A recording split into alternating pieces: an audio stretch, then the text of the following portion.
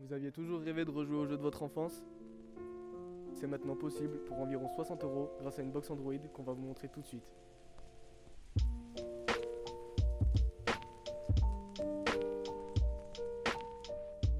Donc la box X96R, donc ça c'est la box Android qui va nous permettre de faire tourner l'émulateur.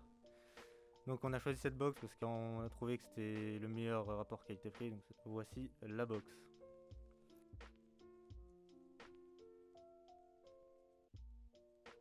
Il y a bien tous les ports dont on a besoin sur les côtés, qu'on présentera tout à l'heure. Elle est assez petite mais elle est largement suffisante pour ce qu'on va faire, et voilà, il y a un port SD, on aura besoin de mettre la carte SD aussi. On enlève ça, et ici une boîte, donc dans cette boîte on va y retrouver pareil tout ce qu'on a besoin pour brancher la console. La télécommande, ici, et l'alimentation. Donc pour le branchement ça va être assez simple. Ici on a le port DC, on va brancher l'alimentation.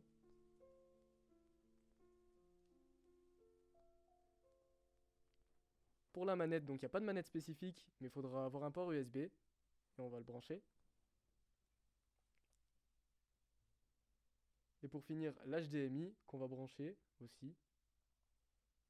Donc, ce sera ici et on le branchera sur notre écran ensuite.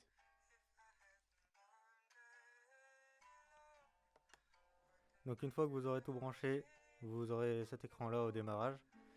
Donc au premier démarrage vous devrez configurer la manette. Donc la plupart des manettes feront l'affaire, hein, normalement tant que vous avez un port USB. De toute façon on vous met les liens dans la description de la vidéo de Culture Chronique qui explique beaucoup plus en détail comment faire vous-même la box. Donc voilà, on est rentré dans la console. Ça c'est le thème de base. On peut voir un peu les différentes consoles qu'on a, le nombre de jeux si on reste dessus, et un petit aperçu derrière, une image représentant la console. Donc la box tourne sous EmuElec, un petit logiciel open source qui permet de faire tourner tous les émulateurs sur la box. Une fois qu'on rentre dans une console, on peut voir la liste des jeux qu'on a installés. Donc on peut en mettre plus ou moins autant qu'on veut, il faudra juste brancher avec un ordinateur pour ajouter les jeux que vous souhaitez. Donc on peut y voir les jaquettes du jeu, un petit descriptif à droite et des images du gameplay, tout simplement.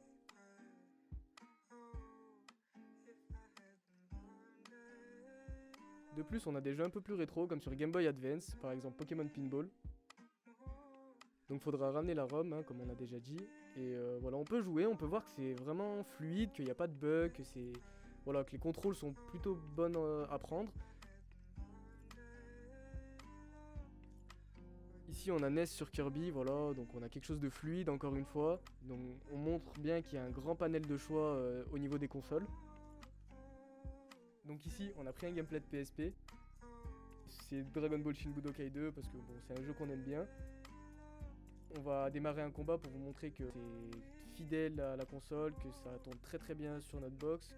On va voir que les graphismes sont plutôt fidèles à la console originale et que le jeu tourne à environ 60 fps. Donc pour conclure, moi je vais donner mon avis. Personnellement je la trouve bien cette console parce qu'il y a une bonne prise en main dès le début. On est rapidement amené à jouer à des jeux qu'on voulait sans trop chercher à droite à gauche.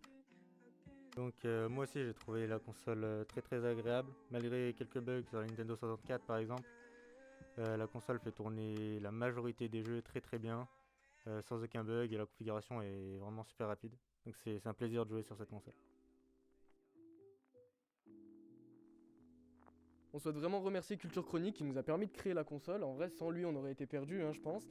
Mais on a mis sa vidéo dans la description. Si vous voulez créer votre console vous aussi, allez la voir. Elle est facile à comprendre. Il explique très très bien tous les détails, tous les paramètres à prendre en compte pour la créer. Et on le remercie.